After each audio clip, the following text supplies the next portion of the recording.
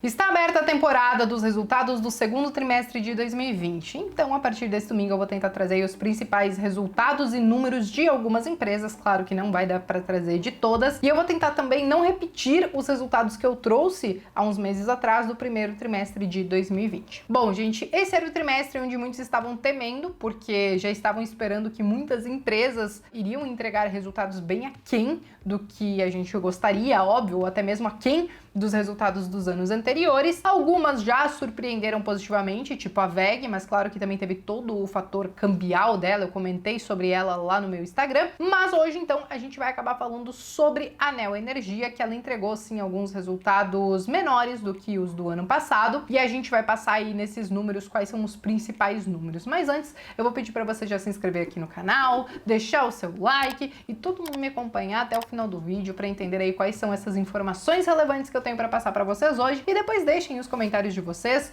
não somente sobre a empresa, mas até mesmo sobre a reforma tributária do Paulo Guedes, porque até isso a gente vai acabar falando hoje, beleza? Bom, gente, quando a gente fala de Neo Energia, ela é uma empresa do setor de energia. Muitos consideram que esse é um setor defensivo, que apesar de ser afetado também em momentos de crise, ele pode ser menos afetado do que outros setores. Só que dentro do setor de energia, eu já fiz um vídeo aqui no canal explicando sobre geração, transmissão e distribuição, e a gente sabe que a parte de distribuição muitas vezes é a que mais sofre, principalmente por conta da inadimplência ou até mesmo do consumo, né? Se as pessoas consumirem menos, a empresa ela pode então ter uma receita menor. No caso de Neo Energia, hoje ela está presente aí em 18 estados brasileiros e ela trabalha então com transmissão, com energias renováveis, também com a distribuição, e boa parte do resultado que ela teve afetado foi justamente por conta dessa ponta da distribuição. Então, só para vocês entenderem, ela entregou um lucro líquido de 423 milhões de reais e isso foi 18% menor do que o mesmo período do ano passado. No primeiro tri, ela até tinha conseguido avançar em 17%, né, a mais do que o ano passado, né, na entrega do lucro líquido, mas chegou toda essa questão de coronavírus, né, e enfim, pandemia e crise, então ela acabou tendo uma queda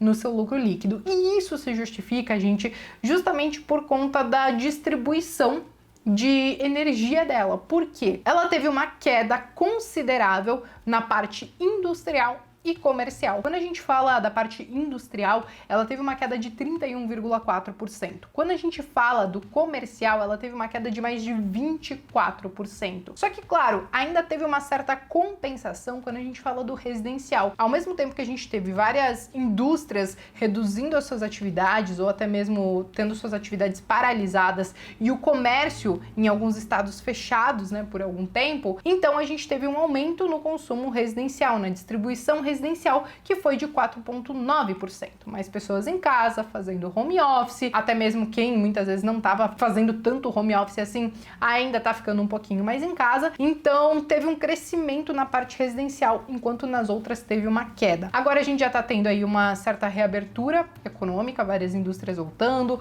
vários comércios voltando. Tem alguns estados ainda que estão com uma situação um tanto quanto mais preocupante, mas as coisas devem ir se ajustando aí ao longo do ano. De qualquer maneira, eu acho que esse foi um ponto muito importante que afetou a parte do lucro líquido, porque ela teve aí uma queda na energia injetada na rede de mais de 8,95%. Então é óbvio que isso acaba afetando a parte financeira da empresa. Uma preocupação que foi levantada na teleconferência, isso por não lembro quem acabou fazendo a pergunta no final da teleconferência, que eu até recomendo para vocês, tá, gente? Todas as empresas que vocês têm na carteira, tentem acompanhar os resultados e ouvir as teleconferências, porque muitas vezes as perguntas no final são bem pertinentes e podem nos trazer aí, enfim, várias informações que talvez durante a apresentação não tenham ficado tão claras assim. Então, uma preocupação que foi levantada foi justamente a reforma tributária do Paulo Guedes e essa primeira parte que foi entregue da questão do PIS e COFINS. Por quê? Essa parte do PIS e COFINS, ela ficou com uma alíquota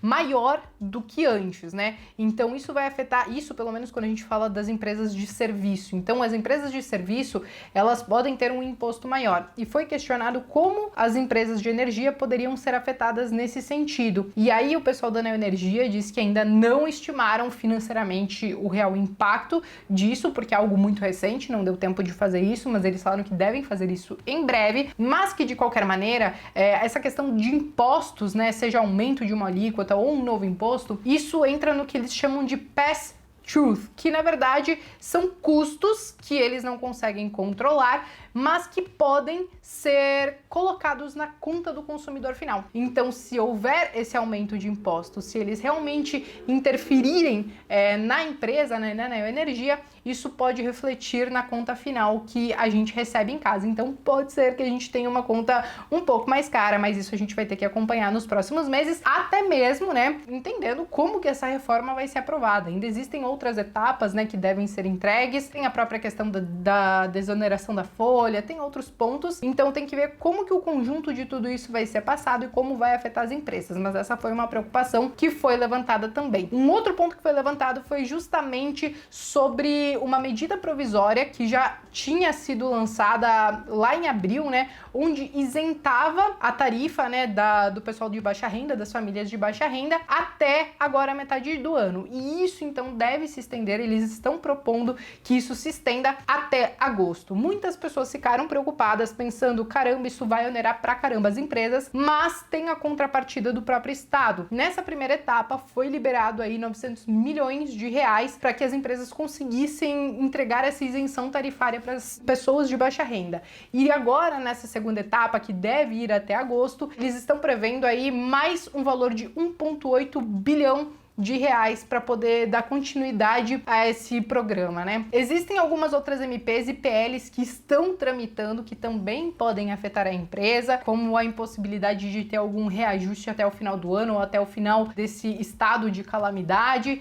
Enfim, mas tudo são coisas que ainda não são definitivas, mas que a gente tem que acompanhar de perto, principalmente se você tem alguma empresa de energia na sua carteira. Agora, gente, falando sobre os impactos do coronavírus, a Neo Energia, ela contraiu, então, um empréstimo junto ao BNDES, né, que foi daquela operação contra a Covid, que ele liberou, então, um socorro para as empresas do setor de energia. Então, ela tomou 1,6 bilhão de reais do BNDES. E é claro que isso acaba influenciando diretamente no seu endividamento. Então, hoje, quando a gente olha a dívida líquida pelo EBITDA dela, ficou em 3 vezes, mais ou menos 3,07 vezes. E muitas pessoas podem pensar, caramba, Bea, esse número não é um pouco alto? Depende. Quando a gente olha para o setor de energia, é mais do que normal a gente vê as empresas um pouco mais endividadas e um pouco mais alavancadas. O que a gente tem que olhar também é a própria estrutura da dívida, se existe alguma dívida em dólar e tudo mais. No caso de Neo Energia, a gente sabe que não tem, e eu acho que um outro ponto que joga a favor dela, e a gente olha para essa dívida com uma certa tranquilidade, é que 81% da dívida dela é de longo prazo e apenas 19% é para esse curto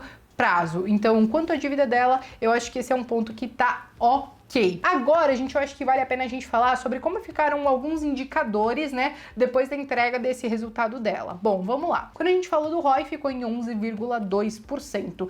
Isso estável, tá? Geralmente teve resultados aí que ficou em 12%, 11,9%, dessa vez 11,2%. Quando a gente fala da margem líquida, ficou em 8,1%, então tá ok também, bem estável. E os dividendos, bom, ela nunca foi uma exímia pagadora de dividendos. Atualmente o dividend yield dela tá em 1,6%, mas ela também já anunciou um dividendo de 22 centavos por ação até dezembro, e que isso então deve deixar o dividend yield dela, né, se não tiver nenhum dividendo complementar ou alguma outra coisa, entre 1% e 1,5%, ainda nessa faixa baixinha, né? Agora, falando sobre indicadores de preço, né, gente, porque nesse ano ela tá com uma queda aí de 11,2%, pelo menos até esse momento que eu tô gravando, e o PL dela, né, que é o preço pelo lucro, tá em 11,8 vezes. Então, quando eu olho pro setor de energia, assim como eu olho pro de banco, eu vejo que muitas empresas ainda não acompanharam toda aquela alta que outras empresas tiveram, enquanto o Ibov subiu aí até os 100 mil pontos para mais, né? Então, algumas empresas ainda estão com alguns PLs razoáveis, vamos dizer assim, mas é claro que eu sempre digo para vocês, não dá pra gente olhar só o PL ou um indicador isoladamente, porque no fim das contas, um indicador só indica, e a gente tem que fazer toda essa análise qualitativa, como eu trouxe para vocês hoje, beleza? Bom, gente, eu acho que essas eram as principais informações. É claro que se vocês quiserem ter acesso a informações mais detalhadas, quiserem conhecer um pouquinho mais sobre essa empresa, se você não conhecia, eu vou deixar o link do site de RI dela, vocês podem ouvir até da conferência também, e deixem também a opinião de vocês aqui sobre o que vocês acham dessa empresa. É claro que eu sei que existem outras empresas do setor que são melhores, ela é uma que eu tenho na carteira, mas nada impede de, por exemplo, você ter 2, 3 empresas do setor de energia na carteira também, também. Enfim, falem o que vocês estão achando dessa reforma tributária, se vocês acham que isso vai ser bom, que isso vai ser ruim. Enfim, escrevam nos comentários e eu vejo vocês então no vídeo de terça-feira. Terça-feira, se tudo der certo.